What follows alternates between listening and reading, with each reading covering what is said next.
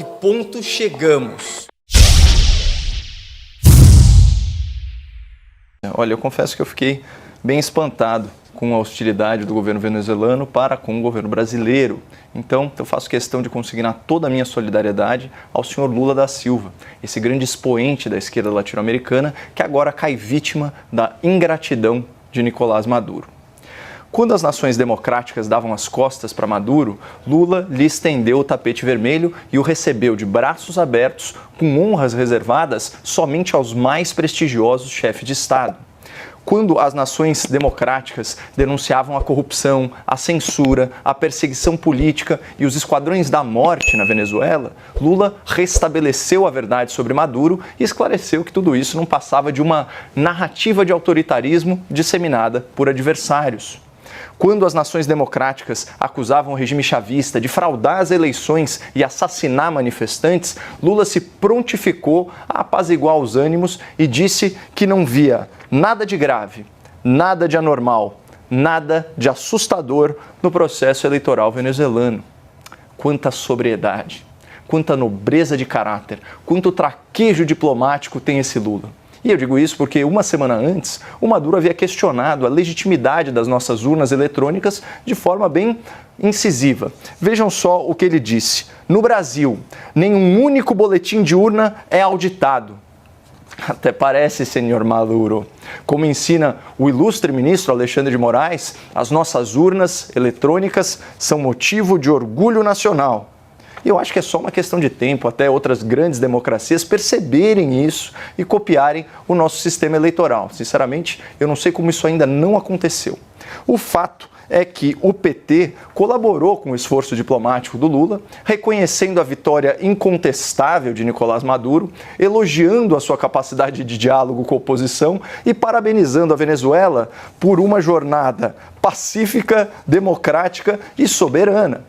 Então, como não tomar as dores do companheiro Lula ao ver o companheiro Maduro agir de forma tão afrontosa, convocando o seu embaixador para consultas? Quando os críticos do bolivarianismo acusaram o Maduro de tiranizar seu povo, socializar a miséria e provocar a fuga de 7 milhões de venezuelanos, Lula subiu no palanque do Foro de São Paulo e fez uma defesa ideológica histórica. Aspas, eles nos acusam de comunistas, como se nós ficássemos ofendidos com isso. Isso não nos ofende, isso nos orgulha e muitas vezes nós sabemos que merecemos o rótulo. Lula defende o comunismo com a mesma convicção que defende que tem democracia na Venezuela. E por acreditar no regime de Maduro, por acreditar de coração, o Lula quer a volta da Venezuela ao Mercosul, um grupo de nações que exige aí dos seus membros a plena vigência de instituições democráticas. Claro que isso é só uma tecnicalidade. Como diz o próprio Lula, democracia é uma coisa relativa. O que é absoluto é o desrespeito da diplomacia venezuelana com o senhor Celso Amorim, o nosso ex-chanceler e assessor para assuntos internacionais. Eles querem desqualificá-lo lá em Caracas como persona non grata, por supostamente servir aos interesses dos Estados Unidos e das potências capitalistas. Mas isso é um absurdo, né, Basília? O próprio presidente Lula se tornou persona non grata em Israel por comparar judeus com nazistas.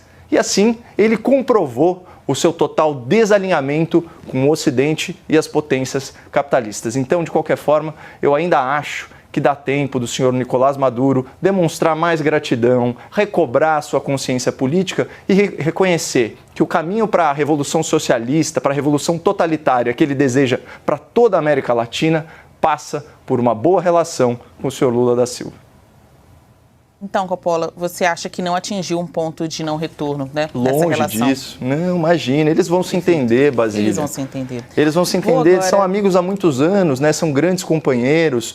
O Lula é o grande garoto propaganda da ditadura venezuelana, né? O fiador das eleições no plano internacional é o Partido dos Trabalhadores. O Celso Amorim, hoje mesmo, em audiência na Câmara, ou ontem, se não me engano, se recusou a reconhecer que a Venezuela é uma ditadura. Então, é só realmente aí um acerto entre eles. Basta uma ligação telefônica e isso vai ser varrido para debaixo do tapete.